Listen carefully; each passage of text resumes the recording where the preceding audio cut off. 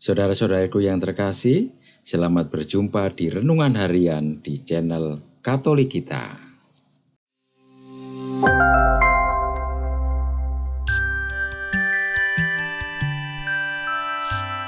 Hari ini, Selasa, 19 Agustus 2025, Pekan Biasa ke-20. Bacaan pertama. Bacaan diambil dari kitab Hakim-Hakim, bab 6, ayat 11 sampai dengan 24a. Kemudian datanglah malaikat Tuhan dan duduk di bawah pohon tarbantin di Ofra, kepunyaan Yoas, orang Abiezer itu. Sedang Gideon, anaknya, mengirik gandum dalam tempat pemerasan anggur agar tersembunyi bagi orang Midian.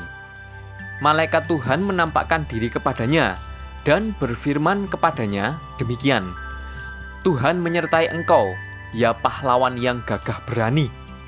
Jawab Gideon kepadanya, "Ah Tuanku, jika Tuhan menyertai kami, mengapa semuanya ini menimpa kami?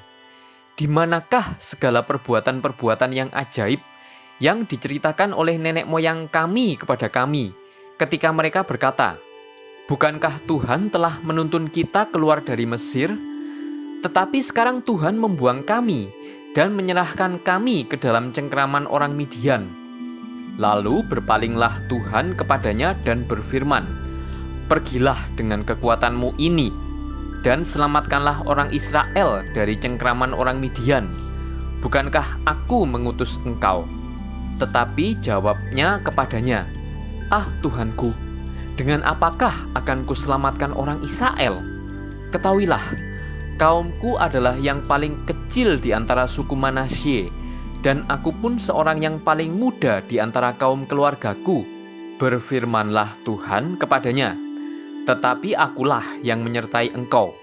Sebab itu engkau akan memukul kalah orang Midian itu sampai habis." Maka jawabnya kepadanya, "Jika sekiranya aku mendapat kasih karunia di matamu, maka berikanlah kepadaku tanda bahwa engkau sendirilah yang berfirman kepadaku. Janganlah kiranya pergi dari sini sampai aku datang kepadamu membawa persembahanku dan meletakkannya di hadapanmu." Firman-Nya, "Aku akan tinggal sampai engkau kembali." Masuklah Gideon ke dalam, lalu mengolah seekor anak kambing dan roti yang tidak beragi dari seeva tepung. Ditaruhnya daging itu ke dalam bakul dan kuahnya ke dalam periuk. Dibawanya itu kepadanya ke bawah pohon tarbantin, lalu disuguhkannya. Berfirmanlah malaikat Allah kepadanya, "Ambillah daging dan roti yang tidak beragi itu, letakkanlah ke atas batu ini, dan curahkan kuahnya." Maka diperbuatnya demikian. Dan malaikat Tuhan mengulurkan tongkat yang ada di tangannya, dengan ujungnya disinggungnya daging dan roti itu. Maka timbullah api dari batu itu dan memakan habis daging dan roti itu. Kemudian hilanglah malaikat Tuhan dari pandangannya. Maka taulah Gideon bahwa itulah malaikat Tuhan. Lalu katanya, "Celakalah aku, Tuhanku Allah, sebab memang telah kulihat malaikat Tuhan dengan berhadapan muka." Tetapi berfirmanlah Tuhan kepadanya, "Selamatlah engkau, jangan takut, engkau tidak akan mati." Lalu Gideon mendirikan mezbah di sana bagi Tuhan dan menamainya, "Tuhan itu Keselamatan." Mezbah itu masih ada sampai sekarang di Ofra, kota orang Abiezer. Demikianlah sabda Tuhan. Syukur kepada Allah. Bacaan Injil. Bacaan diambil dari Injil Matius, bab 19, ayat 23 sampai dengan ayat 30. Sekali peristiwa, Yesus berkata kepada murid-muridnya, "Sesungguhnya aku berkata kepadamu, sukarlah bagi orang kaya untuk masuk ke dalam kerajaan surga. Sekali lagi aku berkata kepadamu, lebih mudah seekor unta melewati lubang jarum daripada seorang kaya masuk ke dalam kerajaan Allah." Mendengar itu murid-murid sangat tercengang dan berkata, "Jika demikian, siapakah yang dapat diselamatkan?" Yesus memandang mereka dan berkata, "Bagi manusia hal ini tidak mungkin, tetapi bagi Allah segala sesuatu mungkin." Lalu Petrus berkata kepada Yesus, "Kami ini telah meninggalkan segala sesuatu dan mengikuti Engkau. Jadi apakah yang akan kami peroleh?" Kata Yesus kepada mereka, "Sesungguhnya aku berkata kepadamu, pada waktu penciptaan kembali, apabila Anak Manusia bersemayam di tahta kemuliaannya, kamu yang telah mengikuti aku akan duduk juga di atas 12 tahta untuk menghakimi ke-12 suku Israel. Setiap orang yang karena namaku meninggalkan rumahnya, saudara laki-laki atau saudara perempuan, atau ayah, atau ibu, atau anak-anak, atau ladangnya, akan memperoleh kembali 100 kali lipat dan akan memperoleh hidup yang kekal. Namun banyak orang yang pertama akan menjadi yang terakhir, dan yang terakhir akan menjadi yang pertama." Demikianlah sabda Tuhan. Terpujilah Kristus. Saudara-saudaraku yang terkasih, Yesus memberikan peringatan keras terhadap orang kaya dan kekayaannya.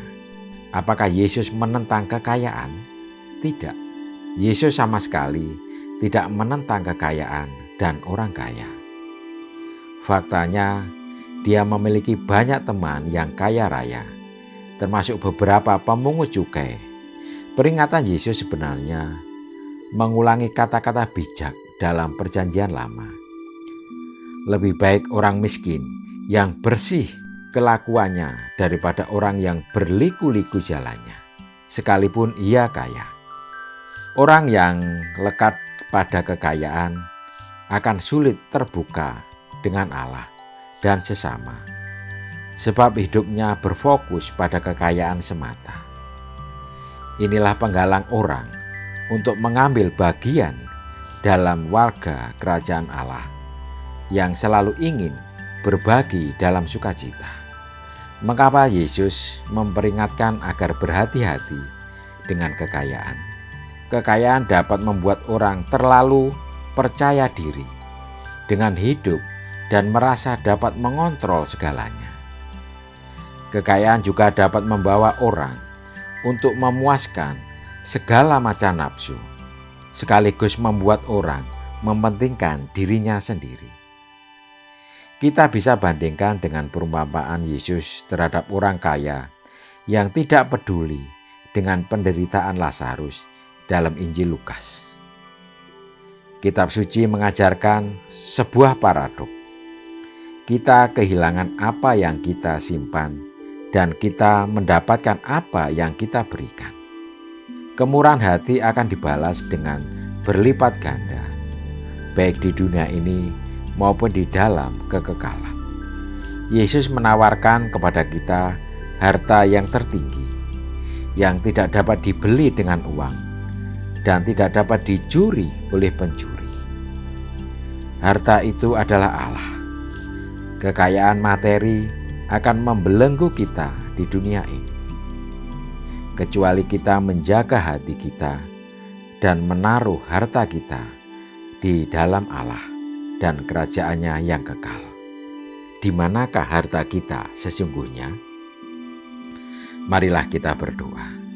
Tuhan, Engkau telah membukakan bagi kami harta surgawi. Hindarkanlah kami dari segala hal yang menghalangi kami untuk memberikan segalanya kepadamu. Amin. Saudara-saudaraku yang terkasih, terima kasih atas kebersamaannya di dalam renungan harian ini. Kita akan berjumpa kembali di renungan harian berikutnya. Berkah dalam.